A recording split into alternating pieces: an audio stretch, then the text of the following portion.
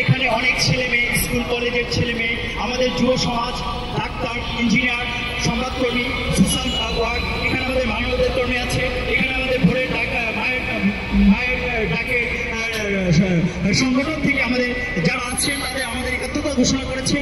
সবাই এখানে এসেছে। কেন এসেছেন এদেশের সাধারণ মানুষ যারা অসহায়, যারা বুঝে না, তাদেরকে রক্ষা করার জন্য। কারণ আমাদের দেশে যারা তামাক কোম্পানি আছে, আপনারা জানেন 2025 সালে স্লোগানের দায়বদ্ধতা হলো যে তামাক কোম্পানি কিছু কৌশল উন্মোচন করি এবং তামাক মুক্ত বাংলাদেশ করি।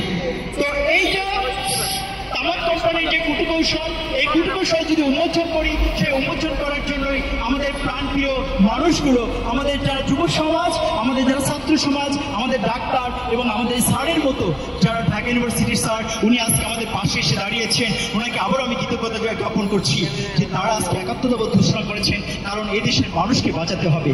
আপনারা হয়তো জানেন যে প্রতি বছর তামাকের ভয়াবহতার কারণে 30,000 কোটি টাকা সরকারি খরচ হচ্ছে এবং প্রতি বছর তামাকের ফলে 1,60,000 মানুষ মারা যাচ্ছে।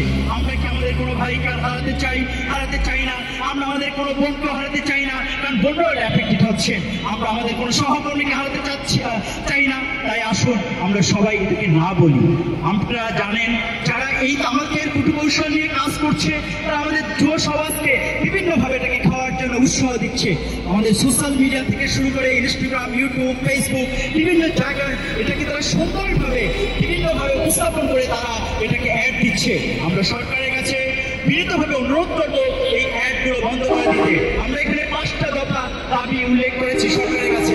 আমাদের এই 5 দফা দাবির ভিতরে প্রথম দফা দাবি হলো সরকারি কর্মকর্তা কর্মচারী যারা আছেন তারা কোনোভাবে ধূমপান করতে পারবেন না এবং আইন প্রয়োগকারী যে সংস্থা আছে, এই আইন প্রয়োগকারী সংস্থার লোকেরা কখনই ধূমপান করতে পারবেন না। আমরা সেই আইন চাই এবং সেই আইনের বাস্তবায়ন চাই। আপনারা জানেন যে একটা আইন হয়েছিল যে যারা ধূমপান প্রকাশ করবে তাদেরকে জরিমানা দেওয়া হবে, কিন্তু সে আইনের কোনো বাস্তবায়ন নাই। কারা বাস্তবায়ন করবে? আমাদের প্রশাসন। তারাই তো অফিসে বসে সিগারেট খাচ্ছে, তারাই ওপেনলি সিগারেট খাচ্ছে, ধূমপান করছে। তাই আমি সরকারের কাছে বিনীতভাবে অনুরোধ করবো, আপনারা একটা আইন করে আমার যুব সমাজকে রক্ষা করেন, আমার এই দেশের মানুষকে রক্ষা করেন, আমাদের পরবর্তী প্রজন্মকে রক্ষা করেন। যদি আমরা পরবর্তী প্রজন্মকে রক্ষা না করতে পারি, তাহলে আমাদের শিশুরা বিকলাঙ্গ হবে, অটিজম হবে। কেন অটিজম হচ্ছে? কেন বিকলাঙ্গ হচ্ছে? কেন মানুষের অসুস্থ হচ্ছে? আপনারা তো ভেবে দেখছেন না। আপনারা কি করেন? ট্যাক্স নিয়ে কথা বলছেন, ট্যাক্স বাড়িয়ে দাও, কিন্তু দেখছেন ট্যাক্স বাড়াইলে কি ফায়দা হচ্ছে? সমাজের মানুষের কতটুকু ট্যাক্স নিয়ে ফায়দা হচ্ছে? সমাজের রাস্তাঘাটে মানুষের ভিতরে ডেভেলপমেন্ট করতে হবে, অ্যাওয়ারনেস বিল্ড আপ করতে হবে।